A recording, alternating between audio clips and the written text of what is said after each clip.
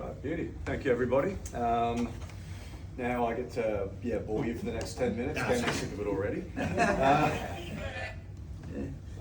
Very good. All right, guys. Well, thank you, Kayla, for the introduction. Cooper from the Broadbeach Law Group. I'm sure everyone knows that by now. We're just over in the office next door. So after this, if anyone wants to come have a look at the new fit out or make judgments and look for a beer in the fridge, by all means.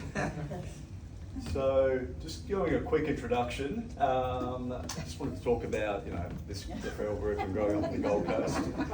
Turns out that's on Google, by the way. So, that's great news for everybody. All right. Look, some of you may know that I grew up on the Gold Coast, and it's changed a lot over the years. It's the business landscape has changed. You've gone from being a quieter town to having some cookie business started by an influencer on every second corner or a cafe or something like that. But one thing that's probably changed the most, is the most impactful for us, is that there's just been this influx of people that have all moved to the Gold Coast. I mean, a lot of the people in this room can attest to that. And that's why it's so great to have a referral group like this, where you can come through, talk to people, and everyone actually wants to get involved and help each other with that new influx of work that's come as a result of that. I mean, look, I love poking fun at Campbell, as all friends do. But you really can't overstate the amount of work that Campbell, Anita, Marion, and everyone else that really gets involved puts into this group. So let's give them a hand first of all. There's another $20 value. Like, it's really great even just being able to, call up Campbell or Craig if I want help with insurance, or anyone else, and being able to even just get a quick hand, quick point in the right direction, and it's nice being able to do that for other people as well. Yep. So moving on to Broadbeach Law Group as a firm, it was established in 2014. Initially, we were working out of the Phoenician building just across the road there. Up until very recently. That office served us well, but it had no windows for a start, so it's nice to have moved into somewhere else now.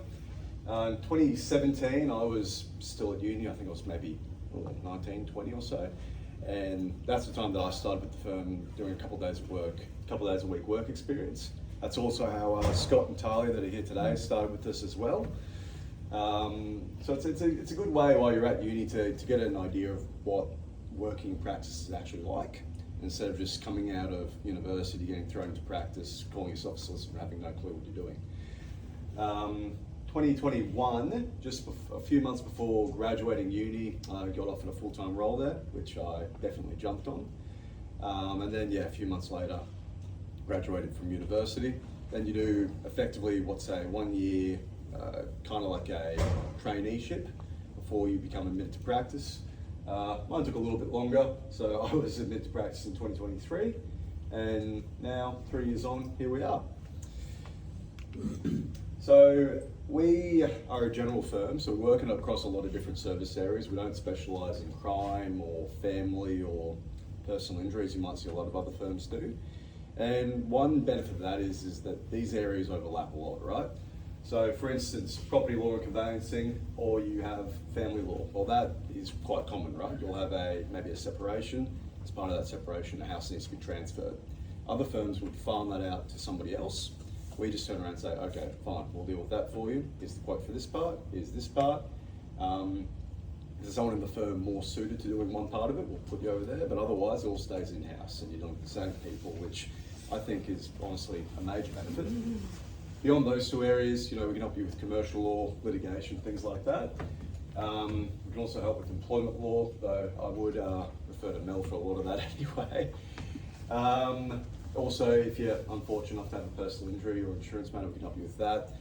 And finally, the one thing that everyone needs help with, wills and estate planning. I mean, that's one thing that's certain, you're all going to die. So you want to get this stuff before that happens. Yeah, look, just a nice reminder for first thing in the morning for everybody. Yeah, that's it. All right.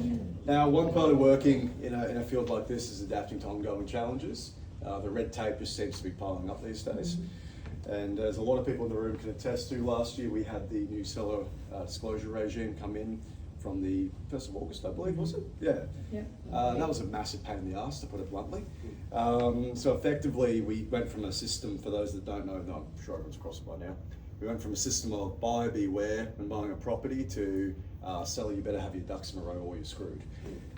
So effectively, the seller now needs to give a whole raft of disclosure, dealing with, whether the property's heritage listed, whether there's any outstanding enforcement notices from council, whether there's been any owner builder work done, all the information you could possibly want about the body corporate, leases, so on and so forth.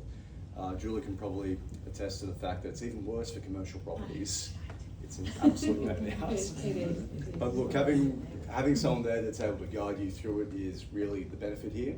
And again, over maybe a general practice that may just do your dot-to-dot conveyancing, it's good to have someone that can look at it from a litigation point of view or from a commercial leasing point of view to be able to tell you, okay, well, here's an issue you might run into here if you proceed to go with this one. Now, this year's pain in the arse is the new anti-money laundering and counter-terrorism financing laws. Now, a lot of the people in the financial sector may be more familiar with these. You've been dealing with them for a lot longer than we have. But for everyone that hasn't had to come across them yet, I'll give you a rundown of what it sort of looks like from your perspective. So as of yesterday, these laws are coming into effect, and if you're running what's called or if you're involved in what's called a designated service, the most obvious one is conveyancing, then you're going to be subject to a lot of scrutiny from the people that are acting for you. That includes real estate agents, and that includes us as well. So when you get a long list of documents from us asking whether you're a politically exposed person, I don't know, you might be Tom Tate's former girlfriend, or if, one of the many, or if, for instance, or you need to declare, where your money's coming from, or if you need to explain to us why certain transactions are happening.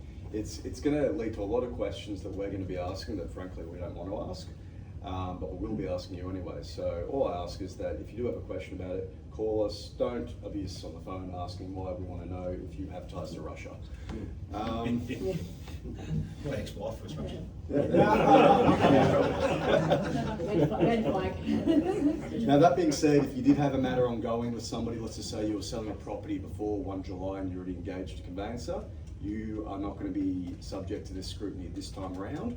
The next time you go to do it though, you will be subject to that scrutiny, so keep that in mind. As a result as well, we have to keep an eye out for what we would call risk factors or suspicious matters. For instance, if you were to have a person that's worked in retail all their life buying, I don't know, a laundromat, that could perhaps be an instance that would indicate that they're money laundering, particularly if they're paying for it with a big bag with a dollar sign on it. Or, for instance, if you can't explain where your money's coming from, you're getting money from some African country over here, you're getting money from Russia over here, you're getting money from the Cayman Islands over here, and you can't explain where that's come from, that's going to be something we're either going to have to ask you a lot more questions about or report if it looks suspicious. Other examples are if I ask you for ID documents and you don't want to give them to me, or they've been written in crayon. That's another good one. But look, those are really the challenges that you have to face, as you sort of move through in the years, and the only thing you can do is be on top of it and be able to answer questions for people when you can. Speaking of which, did anyone have any questions now about either of those two issues? No? Okay, well this is going to be a lot quicker than I thought that. Actually, I do. Yeah, sure. Is it true that you have to follow, if an entity who's engaging you, is it true you have to follow through until you get to a human that backs the entity? That's a great question, and yes, you absolutely do. So, for instance, if someone came to us as a corporate entity for a trust, first thing you'd be looking at obviously is the corporate trustee. You'd be looking at the directors, where they're from, who they are. Then you look at you have to go down the list of the shareholders, whether they hold it beneficially, they don't hold it beneficially. You look at the trust, you have to determine who the individual beneficiaries are, and that can include people that aren't named. Like a lot of family and discretionary trusts, for instance, you have a named beneficiary and you have secondary beneficiaries, which may be a sibling or a spouse or whatever it may be. you're obligated to follow that down the line as far as you possibly can to work out whoever it is and where they're from. And Does that what their include business is. offshore as well? So like it could be overseas entities? Yeah, it includes absolutely everything. I can think of transactions I've done in the last year. Yeah. In the insurance industry, we can't deal with anyone that deals with Russia or Belarus and stuff like that. Yeah. It's actually sanctions these. Yeah, so I was in money exchange, and that's one of the biggest counter-terrorism financing and anti-money laundering. So we can't basically do anything under $1,000. Yeah. So we have to go through that. If you pass $1,000, Yeah. we go through all your rigmarole. So Michael, what happens if you can't establish who that person is? What happens? Gets Well- rejected or? Not necessarily. You have to decide whether you're willing to take on the risk or not. Oh. So there's not necessarily a reporting obligation there, but if you get further down the line and you have, if you reasonably suspect, and there's a whole governing body hierarchy that's in each institution, but effectively if you suspect that someone has, I don't know, they're money laundering or they're really doing any criminal act, that gets passed up the chain to your AML CTF compliance officer. In our firm's case, it's sadly me. Yeah. Well, I imagine you'd be wearing all three hats. I haven't got all these hats. Yeah. Okay. At least I get to kick up the chain. And then you make a decision as to whether you reasonably suspect that that person has committed an offence or is in the process of committing an offence. That's a reasonable person test. Then once you come to that conclusion, you have certain reporting obligations to AUSTRAC. Based on what it is. For instance, if it's terrorism related, 24 hours, I believe, yeah. And then if it's anything else, it's to be done in 3 business days. And so Poops, do you become liable if you've made a decision to not report them? Yeah. Well, if you made a decision to not report it, you better keep some documentation about that because you don't want AUSTRAC kicking down your door. Yeah, so it's Russians at your door or? Pretty much. The best part is, the best part about it is, if you make a report to AUSTRAC, you are, 1, not allowed to tip off the person that you made the report to AUSTRAC, but 2, you have to stop acting for them. Yeah, so I've just decided I don't like you. It's got nothing to do with the fact I've just reported you to AUSTRAC. Wow. Anyway, well look, Campbell's given me the bugger off sign, so if there's nothing else, everyone's welcome to come have a look through. Present that to Talia at some stage anyway, mate, because it's not required here any further.